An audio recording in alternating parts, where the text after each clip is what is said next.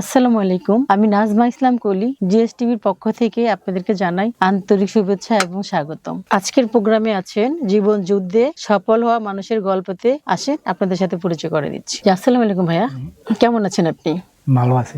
আপনি কোত্থেকে আসছেন? আমি কুমিল্লা জেলা লাকসাম উপজেলা গ্রাম সিয়াং।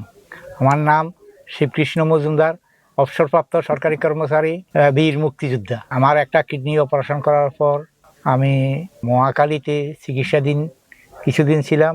খবর জেনে আমি এইখানে এই হাসপাতালে আসি। 1 মাস ওষুধ খাওয়ার পর আমার সকল সমস্যা দূরীভূত হয়ে গেছে। আজকে আমি দ্বিতীয় মাসে এখানে আসছি। মানে আপনি 1 মাসেই সুস্থ 1 হয়েছেন? মাসে আমি 95% সুস্থ। মাশাআল্লাহ মাশাআল্লাহ। আপনার দোয়ায়। এখন আপনি দ্বিতীয় ডোজ নিতে এসেছেন? হ্যাঁ, দ্বিতীয় ডোজ নিতে আসছি। আপনার প্রথমত ক্যান্সারে কি লক্ষণ দেখা দিয়েছিল এবং আপনি কোন কোন জায়গায় গিয়েছিলেন? আমি কিডনি অপারেশন কর বায়োস্প্রিনে 2% ক্যান্সার ধরা খাইছে। এটার জন্য চিকিৎসার জন্য মহাখালী ক্যান্সার হাসপাতালে গিয়েছি। 3 মাস সেখানে ওষুধ খাওয়ার পর আমার শারীরিক অবনতি দেখা দিয়েছে। খাওয়া দাওয়া আমার মোটেই ছিল না।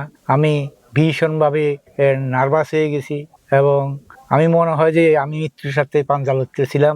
যখন আমার মেয়ে এখানকার ঠিকানাটা জানার পর আমি এখানে আসি। এখানে আসার পর প্রথম ডোজের 4 দিন আমার 1 মাসের ডোজে চিকিৎসার ডোজে 4 দিন ওষুধ খাওয়ার পর আমার খাওয়ার পরিবর্তন আসছে। ধীরে ধীরে 15 দিন খাওয়ার পর আমি আমার শারীরিক অবস্থার প্রায় অর্ধেক সুস্থতা বোধ করছি এবং 1 মাস ওষুধ খাওয়ার পর 25-26 দিন ওষুধ খাওয়ার পর আমি সম্পূর্ণ সুস্থ বোধ করছি। আজকে আমি দ্বিতীয় ডোজ ওষুধের জন্য এখানে আসছি এবং সাংবাদিকরা স্যারের রুমে গেছে। সেইখানে আমার এই চিকিৎসার তারা অপব্যাখ্যা সেখানে করতেছিল। সেই অপব্যাখ্যার বিরুদ্ধে আমি স্যারকে চিনিও না। আমি জোর করে সেখানে যাই বললাম যে আমি 1 মাসের ওষুধ খাওয়াতে আমি 99% আমি সুস্থতা বোধ করছি। মাশাআল্লাহ।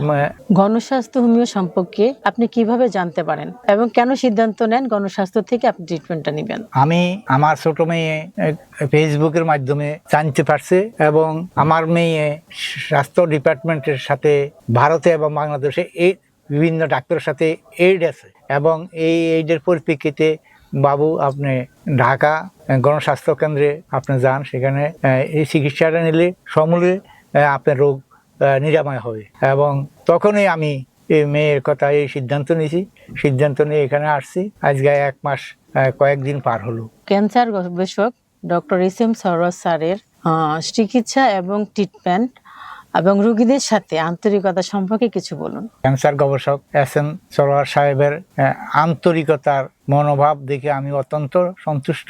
উনি বিনয়ের সাথে আমার সাথে যে সমস্ত রোগের ঘটনাগুলি উদ্ঘাটন করেছেন, আমি আমার এই বয়সে 71 বছর বয়সে বিভিন্ন সময়ে বিভিন্ন রোগে আক্রান্ত হয়েও গেছি, কিন্তু এরকম সুন্দর ব্যবহার আমি কোনো ডাক্তারের কাছ থেকে আদৌ পাইনি। আমি অত্যন্ত সন্তুষ্ট এবং এই আমার সাথে নয়, অন্যান্য রোগীদের সাথেও আমি যখন ওনার চেম্বারে বসেছিলাম, এই রোগীদের সাথে বিনয়ীভাবে উনি প্রশ্ন জিজ্ঞাসা করছেন এবং ওনার এই প্রশ্নে এবং সুন্দর মনোভাবের জন্য আমি অত্যন্ত সন্তুষ্ট, রোগীরাও মনে হয় সন্তুষ্ট। বর্তমানে আপনি শারীরিক অবস্থা কেমন এবং আগের থেকে আপনি কতটা ভালো অনুভব করছেন? পূর্বের থেকে আমি বর্তমানে শারীরিক অবস্থা সম্পূর্ণ সুস্থ আছি। আমি এখানে এসে যে চিকিৎসা গ্রহণ করছি, এই চিকিৎসায় আমি পূর্বের থেকে অসুস্থ হওয়ার পর পূর্বের থেকেই যেই অনেক এবং চিকিৎসা উন্নত মনোভাব করছি এবং আমি সম্পূর্ণরূপে বর্তমানে সুস্থ। আমার চলাফেরা স্বাভাবিক গতিতেই চলতেছে।